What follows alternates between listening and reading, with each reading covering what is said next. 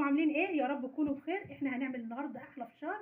طبعا دخلوا اولادنا المدارس وبيبقوا محتاجين الحاجات دي، فان شاء الله هنعمل لكم. عاوزه تعمليه بالكاتشب اعمليه، عاوزه تعمليه بالملح بس اعمليه، عاوزه تعمليه بالجبنه او عاوزه تعمليه بالشطه. احنا دلوقتي طالبينه بالشطه لانهم بيحبوا الحاجه الحراقه.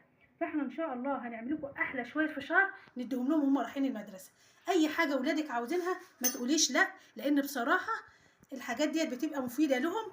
واهم حاجه في اولاد ما بتاكلش السندوتشات بتاعهم، يا ريت نعود اولادنا ان هم ياكلوا السندوتشات ما يسيبوهاش، عشان كده برضو ما يحصلهمش مضاعفات وكده. الحاجات دي غلط عليهم. فاحنا بنتمنى كل اطفالنا يسيبهم من الشيبسي، لا يسيبهم من الحاجات العاديه ديت. واهم حاجه ان هم دلوقتي شويه فشار هنعملهم سندوتشات حلوه كده ياكلوهم وما يقولوش لا على اي حاجه. احنا معانا دلوقتي معلقه الشطه الحلوه ديت، احنا بنحطها في الاول، بس اهم حاجه ما تكتريش كده. معايا كوبايه او في حدوده يبقى كيلو فشار، هنعمل كميه حلوه كده. ومعايا 4 معالق كبار كده زيت.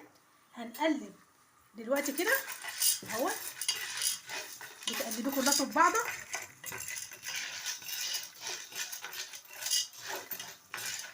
وممكن تعمله لهم على طول لان بصراحه بيبقى حلو شويه. احنا هنحط شويه برده، لا ملهاش لازمه الملح، لان الملح طبعا الشطه فيها ملح، مش محتاجه ان هي نحط لها اي ملح.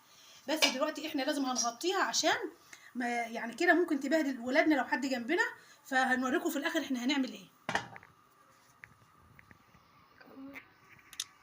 احنا دلوقتي هنحوش الغطا عشان نشوف الفشار عمل معانا ايه.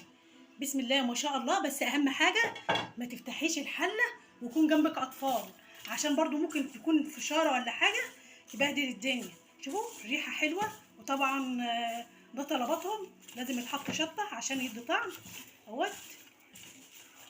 حلو قوي قوي والطعم احلى. وممكن زي ما بقول لك تعمليه بالجبنه وممكن تعمليه بالكاتشب، بس انا بحب النوع ده. بس يعني ايه، هم مش انا اللي باكل، كمان هم اللي بياكلوه بيبقوا طالبين اصلا بالشطه. انا دلوقتي عندي الحاجه اللي بجيبها العلب ديت وبحط فيها عشان تحسسهم كده ان انت قاعده بره او كده. الاولاد طبعا كلهم بيفرحوا بالحاجات ديت، وهي مش غاليه ولا حاجه، بتجيبيها وتفرحي اولادك بقى. احنا دلوقتي خلصنا. بسم الله ما شاء الله عملت كميه حلوه اهي.